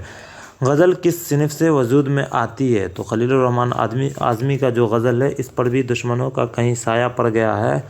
इसका पहला सवाल है, गज़ल किस सिनफ से वजूद में आती है। तो गज़ल जो है किस सिनफ से, कसीदा से वजूद में आती है। Right option option number B हो जाएगा। सवाल नंबर 2 आपका है, ज़िंदगी ए ज़िंदगी किसका शायरी मजमुआ है। तो ज़िंदगी ए ज़िंदगी खलीलुर रहमान आज़मी का ही शायरी मजमुआ है। 2022 में ये भी पूछा गया था। सवाल नंबर 3 आपका है, खलीलुर रहमान आज़मी का मजमुआ कौन है। तो खलीलुर रहमान आज़मी का जो एक मजमुआ है उसका नाम क्या है, नया अहदनामा। याद रखिएगा। Right option option number D हो जाएगा। खलीलुर रहमान आज़मी का कौन मजमुआ है, नया अहदनामा। सवाल नंबर 4 आपका है, इनमें से कौन सा मजमुआ खलीलुर रहमान आज़मी का नहीं है। देखिए ऊपर था कौन मजमुआ है, तो नया अहदनामा, और यहाँ पूछा जा रहा कौन नहीं है, मतलब 3 तो है, एक ऐसा मजमुआ है जो इनका नहीं है। तो नया अहदनामा ये तो खलीलुर रहमान आज़मी का है। ज़िंदगी ए ज़िंदगी ये भी उसी का है। तो उसके बाद एक क्या है, कागज़ी पिरहन और आहंग। तो आहंग और कागज़ी पिरहन किसका है। तो कागज़ी पिरहन भी खलीलुर रहमान आज़मी का ही है। तो आहंग राइट ऑप्शन हमारा हो जाएगा सी। इनमें से कौन सा मजमुआ खलीलुर रहमान आज़मी का नहीं है। तो आहंग। बाकी ज़िंदगी ए ज़िंदगी, नया अहदनामा, कागज़ी पिरहन खलीलुर रहमान आज़मी का मजमुआ है। हम बार बार इसलिए आपको बताए कि आपके एग्ज़ाम में अगर ऑब्जेक्टिव में पूछा जाएगा तो आपसे गलती नहीं होना चाहिए। चलिए शुरू करते हैं सवाल नंबर 5 को। कागज़ी पिरहन किसका शायरी मजमुआ है। तो कागज़ी पिरहन देखिए खलीलुर रहमान आज़मी का ही एक शायरी मजमुआ है ना। अब उसी सवाल को फिर से रिपीट किया है 2021 में, कागज़ी पिरहन किसका शायरी मजमुआ है। तो खलीलुर रहमान आज़मी का। हमको किसी तरह से भी पूछा जाएगा तो हर हाल में बन जाना चाहिए, इसलिए हम आपको पूरा फुल एक्सप्लेनेशन करवा दे रहे हैं महामैराथन क्लास में भी। इसमें तो स्पीड से स्पीड चलना चाहिए, लेकिन हम आपको एक्सप्लेन करते चल रहे हैं ताकि आपके एग्ज़ाम तक ये बात ज़रूर याद रहे। सवाल नंबर 6 है, दर्ज झेल में खलीलुर रहमान आज़मी की तसनीफ़ कौन है। नीचे 4 ऑप्शन में खलीलुर रहमान आज़मी का कौन सी तसनीफ़ है। तो आप ऑप्शन पढ़िए, उर्दू अदब की तारीख़, तरक्की पसंद शायरी, नया अदब, उर्दू में तरक्की पसंद अदीब। तो इसका राइट ऑप्शन क्या हो जाएगा, उर्दू में तरक्की पसंद अदीब तहरीक, अदबी तहरीक। Right option option number D हो जाएगा। अगला सवाल आपका है, खलीलुर रहमान आज़मी की वफ़ात कहाँ हुई। तो खलीलुर रहमान आज़मी की वफ़ात जो है अलीगढ़ में हो जाता है। Right option option number A हो जाएगा। सवाल नंबर 8 आपका है, कितने साल के उम्र में खलीलुर रहमान आज़मी की वफ़ात हुई। तो 51 साल की उम्र में खलीलुर रहमान आज़मी की वफ़ात हो जाती है। राइट ऑप्शन बी हो जाएगा। सवाल नंबर 9 है, खलीलुर रहमान आज़मी ने किसकी निगरानी में PhD का मकाला लिखा। खलीलुर रहमान आज़मी जो है वो किसके निगरानी में PhD की मकाला भी लिखा था। तो प्रोफेसर रशीद अहमद सिद्दीकी के निगरानी में। Right option option number B हो जाएगा। सवाल नंबर 10 आपका है, इस पर भी दुश्मनों का कहीं डॉट डॉट पड़ गया, मिसरा मुकम्मल कीजिए। मतलब इस यहाँ पे कौन सा मिसरा होगा, इस पर भी दुश्मनों का कहीं साया पड़ गया। तो राइट ऑप्शन हमारा हो जाएगा ऑप्शन नंबर ए, साया। चलिए सवाल नंबर 11 करते हैं। मंदरजेल शायर में घना दरख्त से क्या मुराद है। मतलब नीचे जो शायर है उसको पहले पढ़ लेते हैं। जी चाहता तो बैठता यादों की छाँव में, ऐसा घना दरख्त भी जड़ से उखड़ गया। ऐसा घना दरख्त, वहीं यहाँ पूछा जा रहा है मंदरजेल शायर में घना दरख्त से क्या मुराद है। घना दरख्त, ऐसा घना दरख्त भी जड़ से उखड़ गया। मतलब इनसे क्या मुराद है, तो हमें पता है घना दरख्त से मुराद है याद। Right option option number C हो जाएगा। सवाल नंबर 12 आपका है, जी चाहता तो बैठता यादों की छाओं में, ये मिसरा किसका है, किस शायर का है। तो हमें पता है, अभी हम आपको क्या पढ़ा रहे हैं, खलीलुर रहमान आज़मी का ना। तो जी चाहता तो बैठता यादों की छाओं में, ये मिसरा भी खलीलुर रहमान आज़मी का है। Right option option number A हो जाएगा। चलिए अगला सवाल करते हैं, खलीलुर रहमान आज़मी की पैदाइश कब हुई थी। खलीलुर रहमान आज़मी की पैदाइश जो है कब हुई थी, 1927 ईस्वी में। खलीलुर रहमान आज़मी की पैदाइश 1927 में हो जाता है। अगला सवाल आपका है, सूरज है गो ना मेहरबा है सरपा डॉट डॉट साहिबा, मुनासिब लफ्ज़ से खाली जगह मुकम्मल कीजिए या पुर कीजिए। तो सवाल क्या है, सूरज है गो ना मेहरबा है सर पे डॉट डॉट डॉट डॉट के जगह पे क्या डालेंगे जो खाली जगह मुनासिब लफ्ज़ से मुकम्मल हो जाएगा, तो नीला। तो चलिए डाल के देखते हैं, सूरज है गो ना मेहरबा है सर पे नीला साहिबा। तो मुनासिब लफ्ज़ से जुमला आपका मुकम्मल हो चुका है। तो right option option number B हो जाएगा। चलिए अगला सवाल करते हैं, ए आसमां दायम रहे साया तेरा, ये किसका मिसरा है। मतलब ये मिसरा जो आपका है आपके किताब में है, ए आसमां दायम रहे साया तेरा, ये मिसरा जो है खलीलुर रहमान आज़मी का है। Right option option number C हो जाएगा। सवाल नंबर 16 आपका है, खलीलुर रहमान आज़मी की वफ़ात कब हुई। तो खलीलुर रहमान आज़मी की वफ़ात जो है 1978 में हो गई थी। Right option option number A हो जाएगा। सवाल नंबर 17 आपका है, खलीलुर रहमान आज़मी की पैदाइश कहाँ हुई। तो खलीलुर रहमान आज़मी से आज़मगढ़, याद रखिएगा, खलीलुर रहमान आज़मी की पैदाइश कहाँ हुई थी, आज़मगढ़ में। चलिए सवाल नंबर 18 करते हैं, खलीलुर रहमान आज़मी आला तालीम कहाँ हासिल की। तो खलीलुर रहमान आज़मी जो है आला तालीम हासिल करने के लिए कहाँ चले गए थे, अलीगढ़ मुस्लिम यूनिवर्सिटी, याद रखिएगा। चलिए सवाल नंबर 19 करते हैं,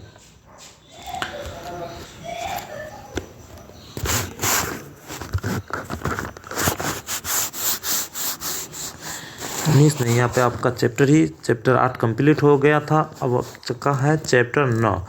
चैप्टर 9 क्या है, गमे अरशद, जो कता तारीख़ है। गमे अरशद ये आपका चैप्टर का नाम है, चैप्टर का उन्वान है, चैप्टर का टाइटल है, जो कता तारीख़ है। तो इसको भी चलिए शुरू करते हैं। पहला सवाल आपका है, गमे अरशद के नाम से कता तारीख़ किसने लिखा। गमे अरशद के नाम से कता तारीख़ जो है वो किसने लिखा, ये पहला ही सवाल है। तो आपको पता होगा, अताउर रहमान का कोई जो है गमे अरशद का नाम से कता तारीख़ लिखे थे। और क्यों लिखे थे, तो अताउर रहमान का अता का कोई जो है इनका बेटा था अरशद, जिसका इंतकाल हो जाता है। तो उन्हीं के इंतकाल में गमे अरशद नाम से कता तारीख़ लिखते हैं। तो राइट ऑप्शन डी हो गया। चलिए सवाल नंबर 2 करते हैं, अता का कोई की कौन सी नज़म आपके निसाब में शामिल है। तो हमें पता है अता का कोई का जो नज़म हमारे निसाब में शामिल है उसका नाम है गमे अरशद। तो गमे अरशद किस में है, ऑप्शन नंबर डी में। Right option option number D हो जाएगा। और अता का कोई का बेटा का नाम था अरशद, मरहूम अरशद, याद रखिएगा। चलिए सवाल नंबर 3 करते हैं, अता का कोई की पैदाइश कहाँ हुई। तो आपको पता है अता का कोई से का को, याद रखिएगा। अगर नहीं पता भी होगा ना तो का कोई से आपको याद आ जाएगा का को। तो अता का कोई की पैदाइश काको में हुई थी। और ये भी क्वेश्चन 2021 में पूछा था, अब पूछा जाएगा तो आपसे उम्मीद है गलती होगा, हरगिज़ नहीं। चलिए सवाल नंबर 4 करते हैं, गमे अरशद का ताल्लुक़ किस सिनफ शायरी से है। तो गमे अरशद का ताल्लुक़ कता तारीख़ है। कता तारीख़ किसे कहते हैं, तो मतलब वो अपने बेटे के गम में जो नज़म लिखे है उसे ही कता तारीख़ कहा गया है। चलिए अगला सवाल करते हैं, दर्ज झेल में से किस शायर को तारीख़ गोई में महारत हासिल है। दर्ज झेल यानी कि नीचे जो 4 ऑप्शन है उनमें से कौन शायर है जिसको तारीख़ गोई में महारत हासिल है। तो हमें पता है अता का कोई में महारत हासिल है और ये कता तारीख़ लिखा भी करते थे। सवाल नंबर 6 आपका है, मौलाना निज़ामुद्दीन पर कता तारीख़ किस मौका पर लिखी गई।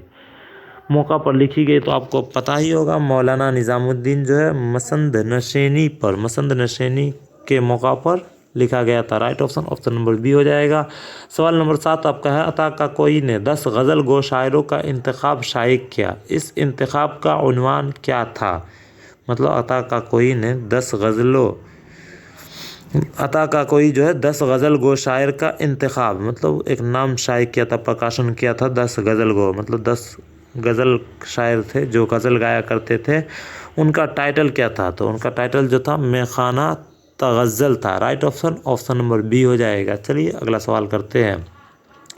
किस शायर का ताल्लुक़ सूबा बिहार से है? तो आपको पता है किस शायर का ताल्लुक़ सूबा बिहार से, तो अता काकोई का। अता काको जो है बिहार में ही है।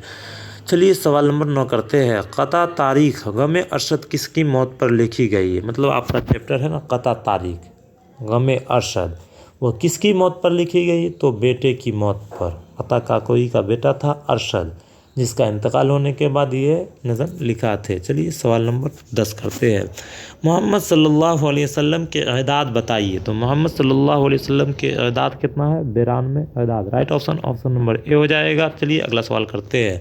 शायर में किसी तारीख़ी वाक़या के तरफ इशारा करने को शायरी इस्तिलाह में क्या कहते हैं? शायर में किसी तारीख़ी वाक़या की तरफ, तारीख़ी मतलब गुज़रा हुआ वाक़या की तरफ इशारा करने को तलमीह कहा जाता है। राइट ऑप्शन नंबर ए हो जाएगा। सवाल नंबर 12 आपका है। ऐसे मिसरे, फ़क़रे और जुमले को क्या कहते हैं जिससे तारीख़ बरामद होती है? मतलब ऐसे मिसरे, ऐसा मिसरा या ऐसा फ़क़रा या ऐसा जुमला को क्या कहेंगे जिससे तारीख़ बरामद हो, मतलब जिससे हिस्ट्री बरामद हो, हिस्ट्री का पता चले? तो मादा तारीख़। राइट ऑप्शन नंबर ए हो जाएगा। चलिए अगला सवाल करते हैं।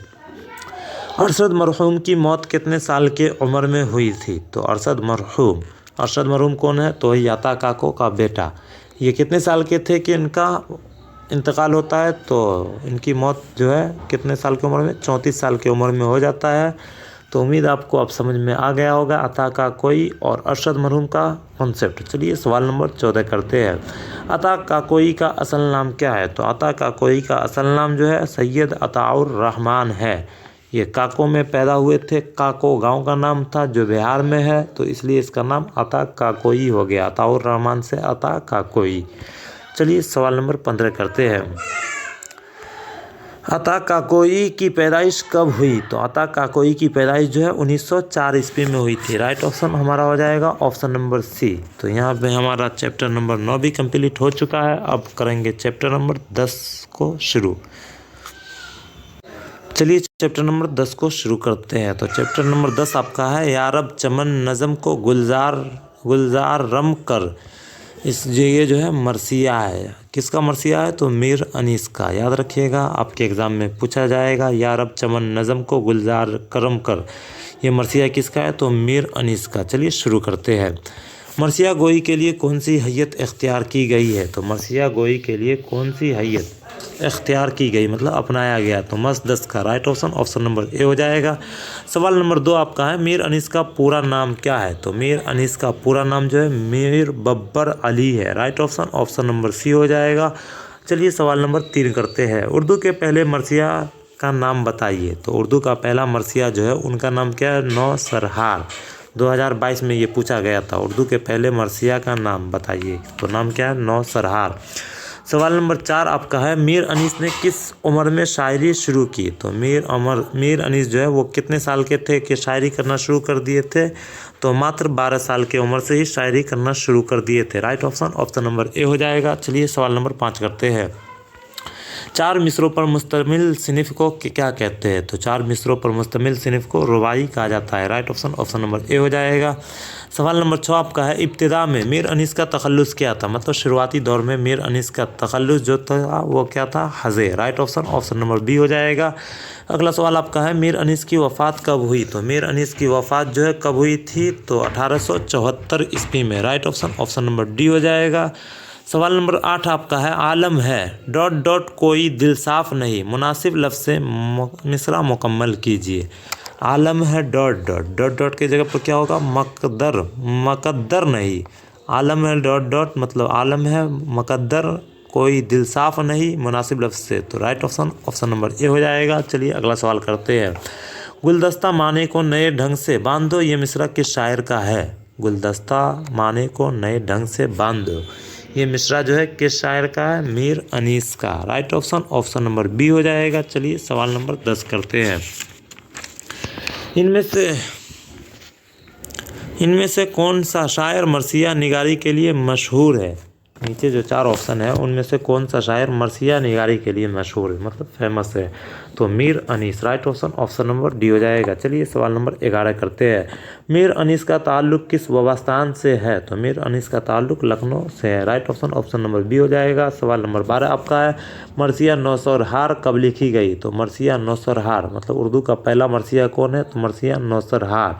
और ये जो है कब लिखी गई थी? 1503 में। याद रखिएगा, मरसिया नौसरहार उर्दू की पहली मरसिया है और ये सबसे पहले 1503 ईस्वी में लिखी गई थी। सवाल नंबर 13 आपका है, मरसिया के लिए पहली बार मुसद्दस की हैयत ने किसने इख्तियार की? मतलब मरसिया के लिए पहली बार मुसद्दस की हैयत किसने इख्तियार की?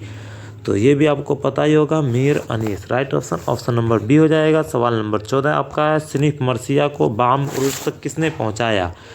तो सिनिफ मरसिया को बाम उरूज तक किसने पहुँचाया? तो आपको पता होगा, सिनिफ मरसिया को बाम उरूज तक जो पहुंचाया है उसका नाम मीर अनीस है। राइट ऑप्शन नंबर बी हो जाएगा।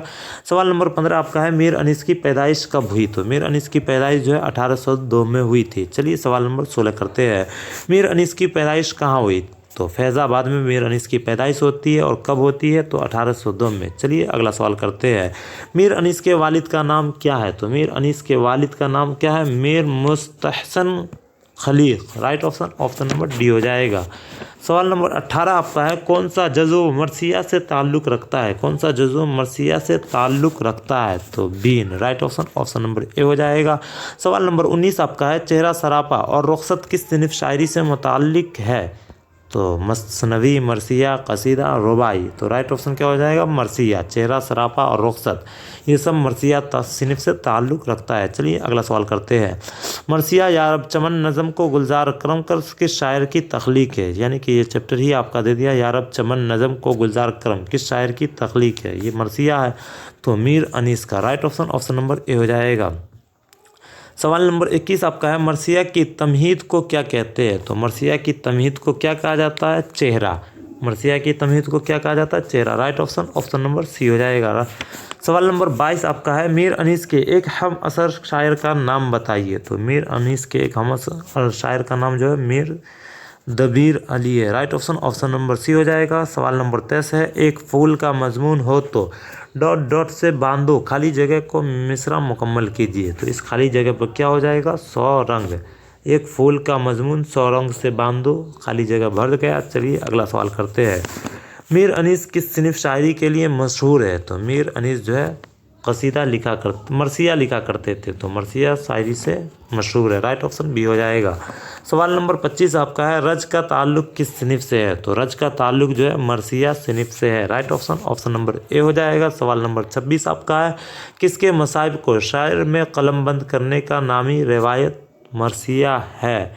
तो सवाल क्या है, किसके मसाइब को शायर में कलमबंद मतलब लिखने का काम जो करता है उसका नाम रिवायती मरसिया है? तो शोहदाए करबला, यानी कि करबला के मैदान में जितने भी शहीद हुए थे हमारे सहाबाए किराम, उनको ही कहा जाता है शायर कलमबंद में रिवायती मरसिया। रिवायती मरसिया किसे कहा जाता है? तो शोहदाए करबला में जब मरसिया गाया गया था। ये चैप्टर भी आपका कंप्लीट हो चुका है। अब आपका चैप्टर नंबर 11 है, शिकस्ता जिंदा का ख्वाब, जिसके मुसन्निफ कौन है? जॉश, और ये एक नज़म है। तो चलिए शुरू करते हैं। जॉश आज़ादी के बाद कहाँ चले गए थे? तो जॉश जो है आज़ादी के बाद कहाँ चले गए थे? पाकिस्तान। राइट ऑप्शन आपका हो जाएगा ऑप्शन नंबर सी। सवाल नंबर 2 आपका है, आपके निसाब में शामिल नज़म शिकस्ता जिंदा का ख्वाब के शायर कौन है? मतलब हमारे किताब में जो शामिल है शिकस्ता जिंदा का ख्वाब जो चैप्टर, उसके मुसन्निफ कौन है? तो जॉश मलिह आबादी। राइट ऑप्शन नंबर सी हो जाएगा। अगला सवाल आपका है, जॉश का पूरा नाम क्या है? तो जॉश का पूरा नाम क्या है? Shabbir Hussain Khan. Right option number C B हो जाएगा, शब्बीर हुसैन खान। चलिए सवाल नंबर 4 करते हैं। जॉश मलिह आबादी के एक मशहूर निसरी किताब का नाम बताइए। तो जोश मली आबादी के एक मशहूर नसरी सिनीफ का नाम क्या है? यादों की बारात। राइट ऑप्शन नंबर बी हो जाएगा। सवाल नंबर 5 आपका है, जोश की किताब यादों की बारात का ताल्लुक किस नसरी सिनीफ से है? तो जोश की किताब जो है यादों की बारात, उसका ताल्लुक किस नसरी सिनीफ से है? तो आपको पता है, खुद नविश्त से। खुद नविश्त क्या होता है? जो अपने खुद के बारे में लिखा जाता है, मतलब जैसे हम अपने बारे में अगर कुछ लिख कर उसको प्रकाशन कर देंगे तो वो मेरा खुद नविश्त हो जाएगा। सवाल नंबर 6 आपका है, जोश मली आबादी कब पैदा हुए? तो जोश मली आबादी जो है 1982 में पैदा हुए थे। राइट ऑप्शन नंबर बी हो जाएगा। चलिए अगला सवाल करते हैं। क्या हिंद का डॉट डॉट काँप रहा है, गूंज रही है तकबीरें, मुनासिब लफ्ज़ से मिसरा मुकम्मल कीजिए। तो इस सवाल को आप लोग सही से ऑप्शन देखकर इसका आंसर आप बताइए क्या हो जाएगा। क्या हिंद का जिंदा काँप रहा है, क्या हिंद का जिंदा काँप रहा है, गूंज रही है तकबीरें। राइट ऑप्शन हमारा हो जाएगा ऑप्शन नंबर ए। अगला सवाल आपका है, फूलों भूखों की नज़र में बिजली है तो तोपों के दहाने ठंडे हैं। इस शायर का शायर कौन है? मतलब भूखों की नज़र में बिजली है, तोपों के दहाने ठंडे हैं, इस शायर के शायर कौन है? तो हमें पता है, जोश मली आबादी। तो राइट ऑप्शन नंबर सी हो जाएगा। चलिए सवाल नंबर 9 करते हैं। शायर इनकलाब किसे कहा जाता है? तो शायर इनकलाब जोश मली आबादी को कहा जाता है। राइट ऑप्शन नंबर बी हो जाएगा। अगला सवाल आपका है, जोश की खुद नविश्त की निशानदी कीजिए। जोश मली आबादी जो है उनका खुद नविश्त है, उनकी निशानदी कीजिए, मतलब उनकी पहचान कीजिए। तो यादों की बारात, ये जो है जोश मली आबादी का ही खुद नविश्त है। चलिए सवाल नंबर 11 करते हैं। दर्ज में से कौन सी नज़म जोश मली आबादी की है? शिकस्ता जिंदा ख्वाब जो है जोश मली आबादी की नज़म है। तो राइट ऑप्शन नंबर सी हो जाएगा। सवाल नंबर 12 आपका है, जोश की पैदाइश कहाँ हुई? तो जोश मली आबादी की पैदाइश जो है कहाँ हुई थी? तो आपको पता है, जोश मली आबादी की पैदाइश मलीह आबाद में हुई थी। जोश मलीह आबादी, तो याद रखिएगा, जोश मली आबादी से इनकी पैदाइश हुई है, मली आबाद में ही हुई थी। राइट ऑप्शन सी हो जाएगा। सवाल नंबर 13 है, जोश मली आबादी के वालिद का नाम क्या है? तो जोश मली आबादी के वालिद का नाम जो है Bashir Ahmad Khan. Right option B हो जाएगा। अगला सवाल है, नज़म व नसर में जोश की कितनी किताबें यादगार है? नज़म व नसर, मतलब अभी हम लोग जो पढ़ रहे हैं हिस्सा नज़म, और इससे पहले हिस्सा नसर पढ़ रहे थे, तो दोनों मिलाकर जोश मली आबादी की जो किताबें हैं वो कितनी हैं? तो इसका ऑप्शन हो जाएगा 2 दर्जन। 2 दर्जन किताब जोश मली आबादी का है। तो यहाँ पे आपका चैप्टर नंबर 11 भी कंप्लीट हो चुका है। अब हम चैप्टर नंबर 12 को कवर करने जा रहे हैं। तो चैप्टर नंबर 12 का नाम क्या है? आवारा, जिसके मुसन्निफ कौन है? मिजाज, और ये नज़म है। तो चलिए शुरू करते हैं। पहला सवाल है, इनमें से किस शायर का ताल्लुक़ अलीगढ़ मुस्लिम यूनिवर्सिटी से रहा? तो मिजाज लखनवी का ताल्लुक़ अलीगढ़ मुस्लिम यूनिवर्सिटी से रहा। राइट ऑप्शन हो जाएगा हमारा सी। सवाल नंबर 2 आपका है, मिजाज लखनवी की कौन सी नज़म शामिल निसाब है? मिजाज लखनवी की जो नज़म हमारी किताब में शामिल है उसका नाम है नज़म आवारा। तो राइट ऑप्शन नंबर बी हो जाएगा। सवाल नंबर 3 है, क्या है? ए गम दिल क्या करूँ, ए वहशत दिल क्या करूँ, ये मिसरा किस शायर का है? ये मिसरा क्या है? ए गमे दिल क्या करूँ, ए वहशत दिल क्या करूँ, ये मिसरा जो है जोश का नहीं होगा, मिजाज लखनवी का। राइट ऑप्शन नंबर बी हो जाएगा। चलिए सवाल नंबर 4 करते हैं।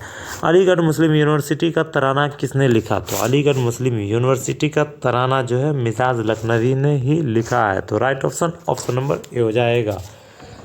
चलिए सवाल नंबर 5 करते हैं। मिजाज को किस महकमा में मुलाजमत मिली? तो मिजाज को किस में नौकरी मिली थी, किस चीज़ में? तो ऑल इंडिया रेडियो में, ऑल इंडिया रेडियो का डिपार्टमेंट जो था उसमें मिजाज लखनवी को नौकरी मिली थी।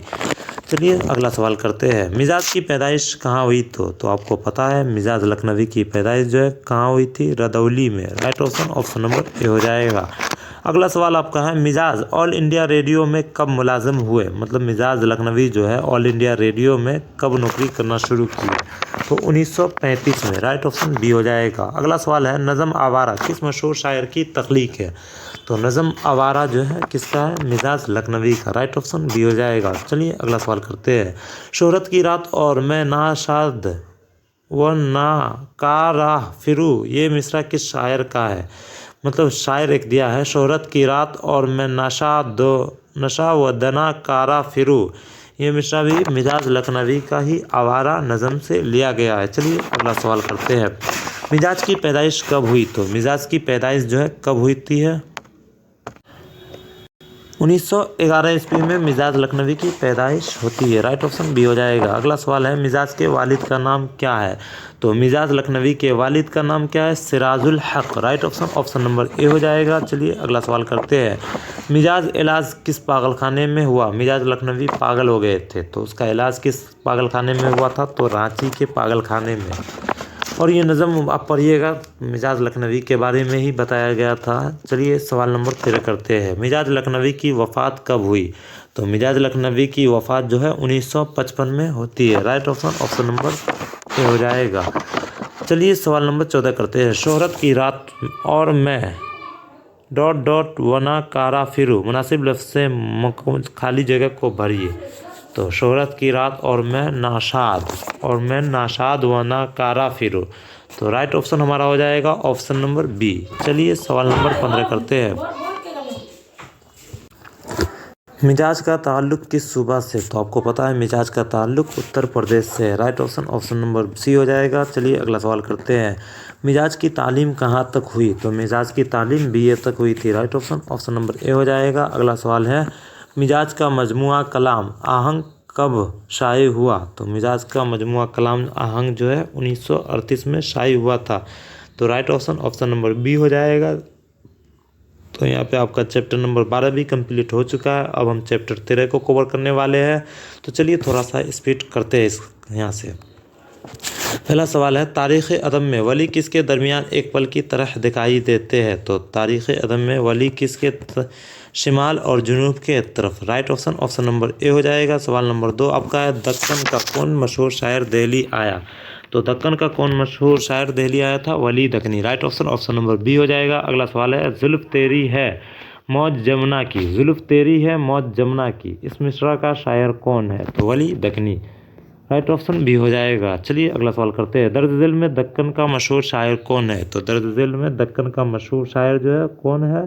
तो वली दर्द दिल में दक्कन का मशहूर शायर नसरती हो जाएगा। राइट ऑप्शन नंबर ए हो जाएगा। चलिए सवाल नंबर 5 करते हैं।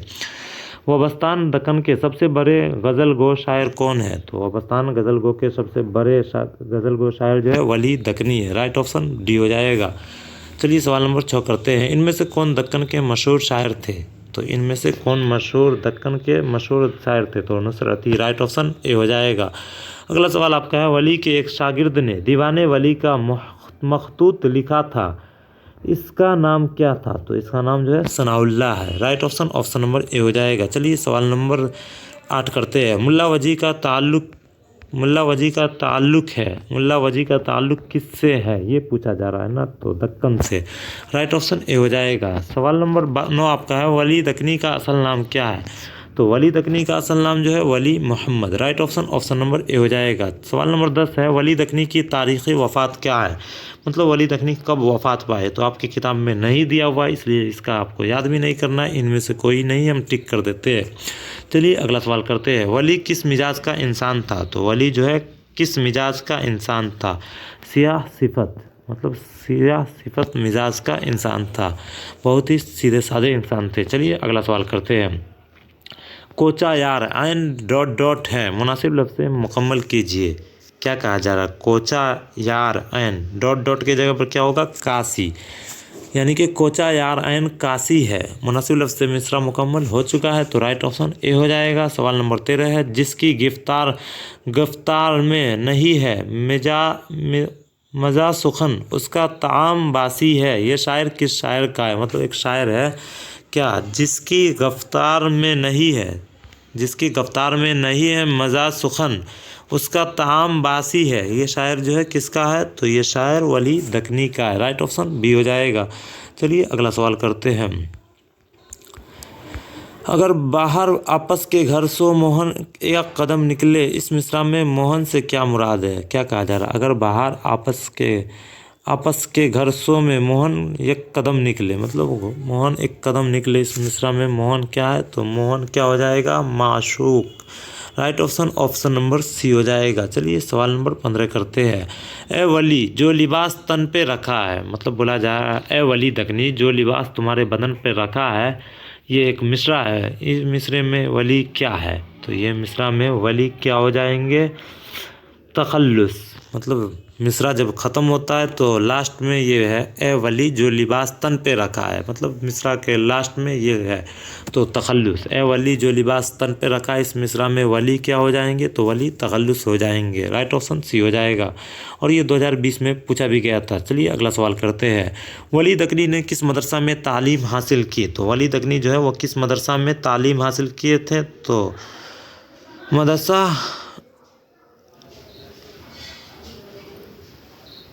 मदरसा हिदायत बख्श। राइट ऑप्शन हो जाएगा ऑप्शन नंबर ए। वली दकनी मदरसा हिदायत बख्श से तालीम हासिल करते हैं।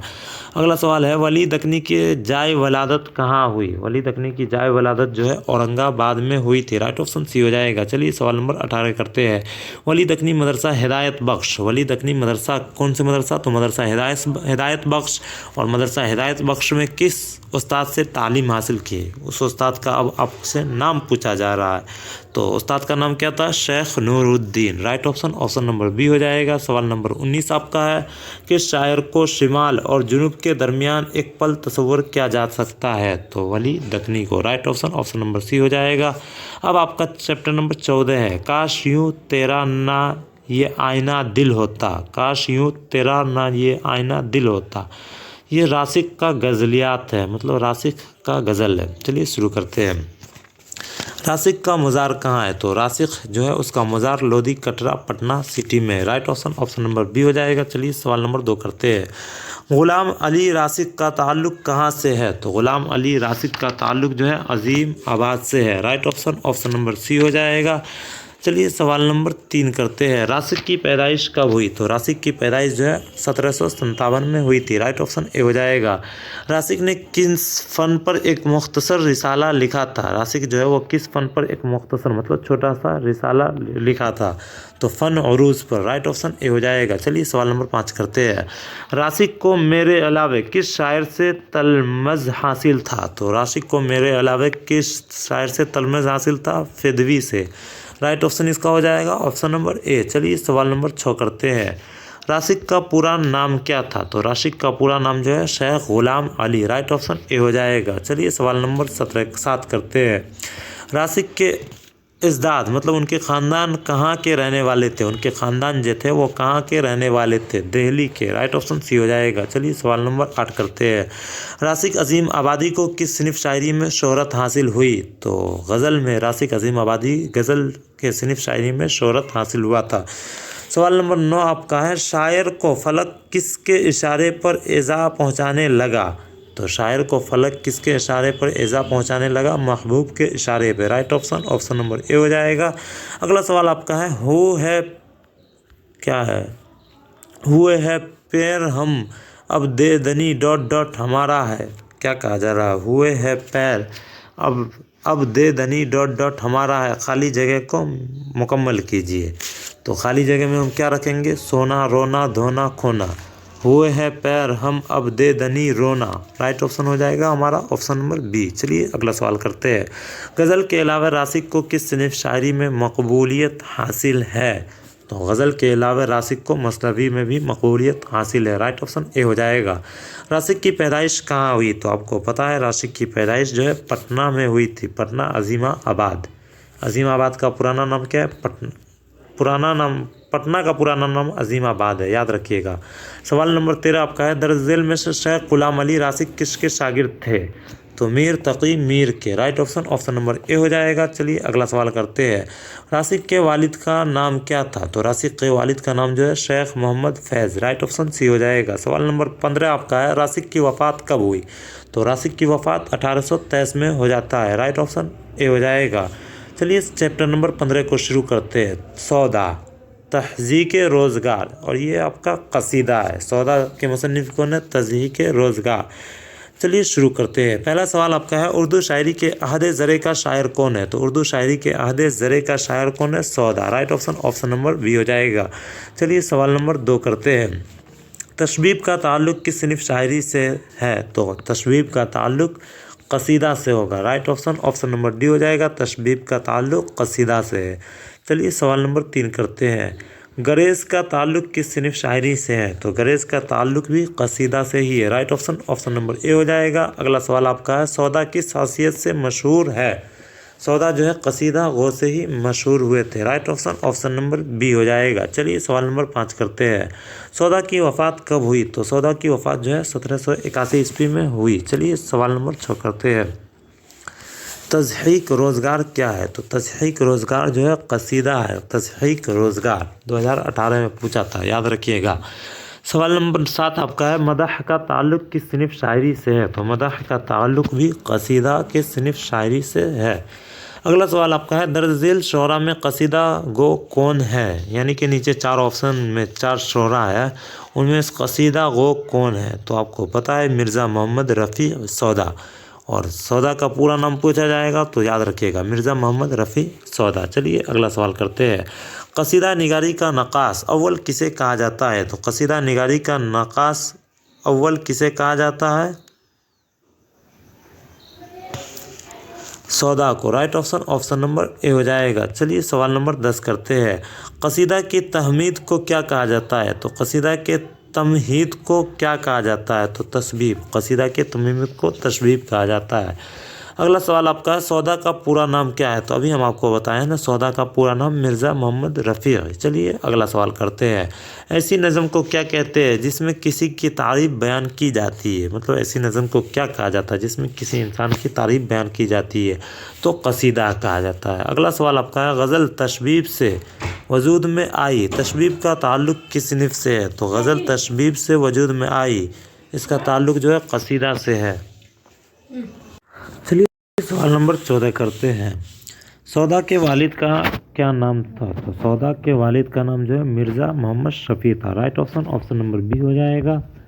चैप्टर नंबर आपका 15 भी कंप्लीट हो चुका है। अब आपका चैप्टर 16 और 17 बच गया है, इसको भी कवर करवा देंगे। बस 2 मिनट रुक जाइए, हम आ रहे हैं।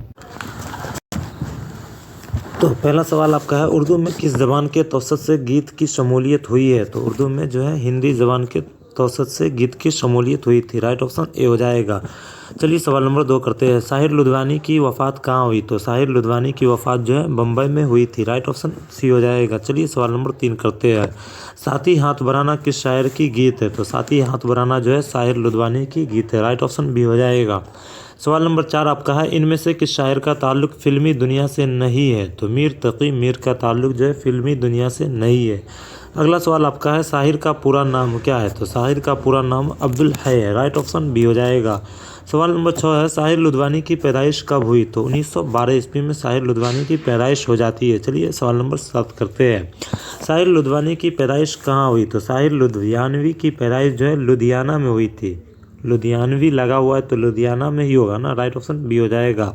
सवाल नंबर 8 आपका है, साहिर लुधियानवी की वफ़ात कब हुई? साहिर की वफ़ात जो है कब हुई थी? तो 1980 ईस्वी में इनका वफ़ात हो जाता है। राइट ऑप्शन ए हो जाएगा। सवाल नंबर 9 है, साहिर के वालिद का क्या नाम है? तो साहिर के वालिद का नाम Chaudhary Fazal Mohammad. Right option number B हो जाएगा। सवाल नंबर 10 आपका है, साहिर लुधियानवी किस मशहूर रिसाला के मदीर आला मुकर्रर हुए थे? तो अदब लतीफ़ के। राइट ऑप्शन नंबर ए हो जाएगा। चलिए सवाल नंबर 11 करते हैं। तो हिंदू बनेगा ना मुसलमान बनेगा, ये गीत किस फिल्म से लिया गया है? तो ये किस फिल्म? तो नया दौर से। तो हिंदू बनेगा ना मुसलमान बनेगा, ये गीत किस फिल्म से लिया गया? नया दौर एक फिल्म है, उसी से लिया गया था। चलिए सवाल नंबर 12 करते हैं। तो हिंदू बनेगा ना मुसलमान बनेगा, ये गीत किस शायर ने लिखा है? तो ये गीत जो है साहिर लुधियानवी ने ही लिखा है, और ये गीत किस फिल्म में? नया दौर के फिल्म में भी शामिल है। अगला सवाल आपका है, दर्ज झेल शोरा में से किसका ताल्लुक़ फिल्मों से रहा है? तो साहिर लुधियानवी का ताल्लुक़ जो है फिल्मों से भी रहा है, मतलब ये अपना गीत फिल्मों में भी देते थे।